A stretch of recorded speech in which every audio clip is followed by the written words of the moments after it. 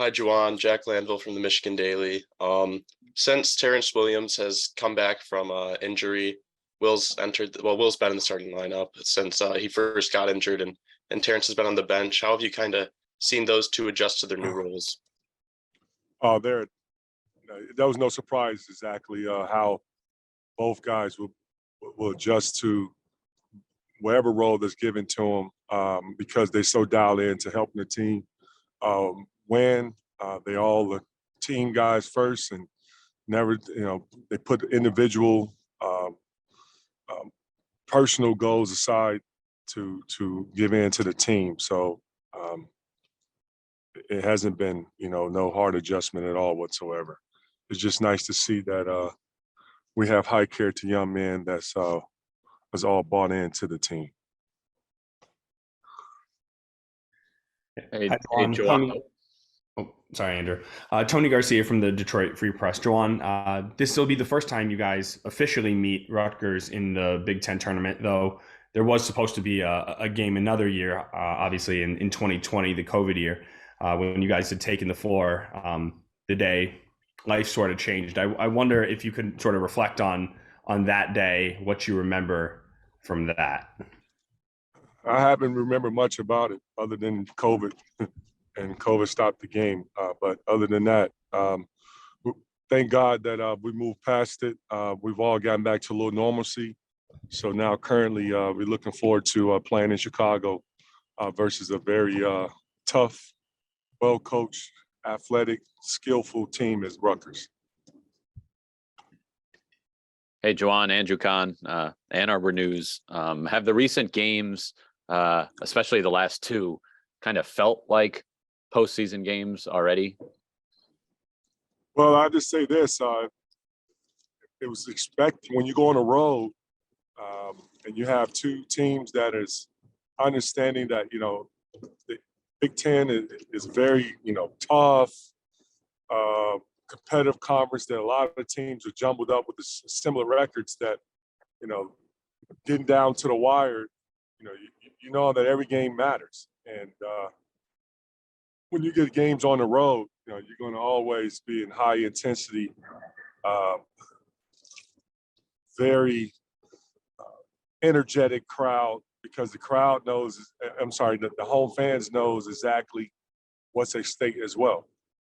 And for us, our last two road games were Illinois and Indiana, and both are really tough teams that in the beginning of the year, teams were picking to win our conference. So we knew that going into both environments, it was going to be hostile, but we welcome the challenge.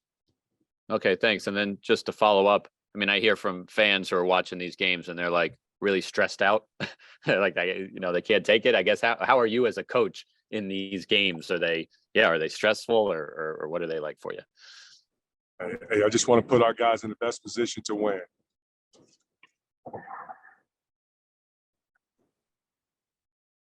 Next question, please. Hey, this is Alejandro Zuniga from 24/7 Sports. Juwan, I'm curious, you talked a lot about how this is a young team, how people are being put into bigger roles maybe than you anticipated for them this year. I'm curious, during practice, how do you prepare a young team? How do you work with them to get them ready for these situations? Well, it's just prepared. We prepare by, our scout, as far as who the opponent we're going to face, what will give us the best chance, the best advantage of going out there competing at a high level. And in practice, we try to implement what's going to be our game plan moving forward to put us in position to go out there and compete at a high level. Juwan, it's Bob Winowski from the Detroit News. Obviously, you guys have played in a lot of close games, and they've gone the other way late in the game. What have you seen in your team that gives you hope that you can kind of flip the script now in tournament time? Well, our team plays hard, man. They play tough. They're competitive. They show their passion out there on the floor in every possession. It's not easy, to lose. I mean, for them to, you know, what they've been going through, you know, as of late, you know, by losing some of these tough games and very close games. But overall, I see a lot of growth in the group, and I love, you know, on how hard they play, you know, every possession. And I just expect that, you know, now that we play, you know, in Chicago and we got one game at a time, we're going to look at this Rutgers. And Rutgers is the opponent that we're going to be eyeing on and game planning for. And you know, I expect that our group is going to come out and compete.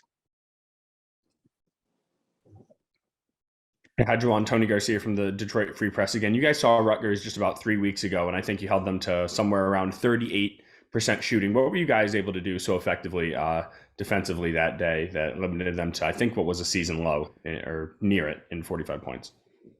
Well, we just wanted to make, you know, every possession not easy for them.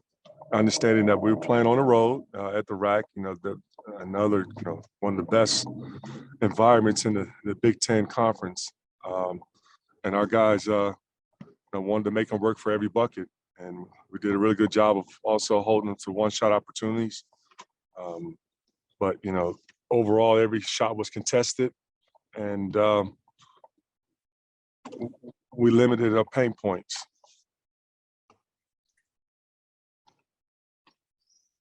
Hey, Juwan, it's Austin Meek with The Athletic.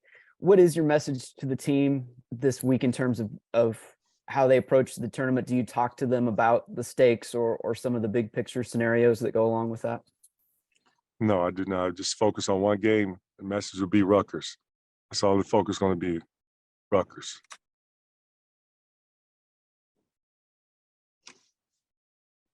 Does anybody have anything else?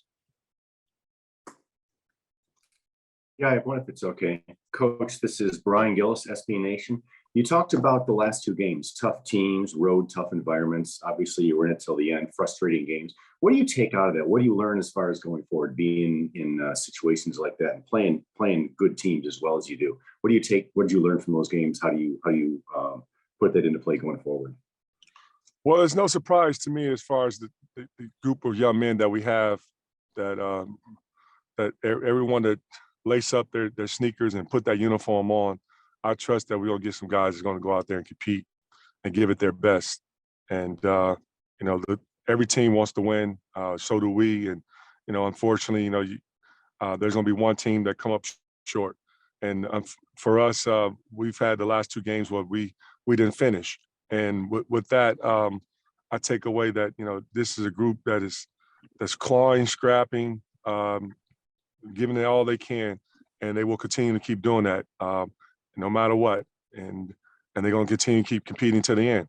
And that's where I'm so proud of how our guys have really handled this season thus far. And the season's not over. Now we're going into the second part of the season where we're going into the Big Ten tournament. We're looking forward to the one game. And that game is, like I said earlier, it's just, look, we know we're going to get two teams that's going to be fighting hard and clawing and scratching, try to, you know, advance to the next round. But we're just going to be dialed into every possession and lay it out on the line like that. Thanks. Anybody have anything else for Coach? I got one more. Juwan, Tony Garcia, one more from the Detroit Free Press. In recent years, you guys have, going into this time of year, have sort of known at least that the following week you'd be playing in the NCAA tournament. Does it feel differently as opposed to in previous years where you kind of knew that you were going to be moving on, where you sort of need a couple wins to feel good about your chances to play in that tournament? I haven't even thought about the NCAA tournament. All we focus in on is the Big Ten tournament right now. And looking forward to having a great practice today. Coach, I think that's going to do it. Get ready for your practice, and we'll see you in Chicago.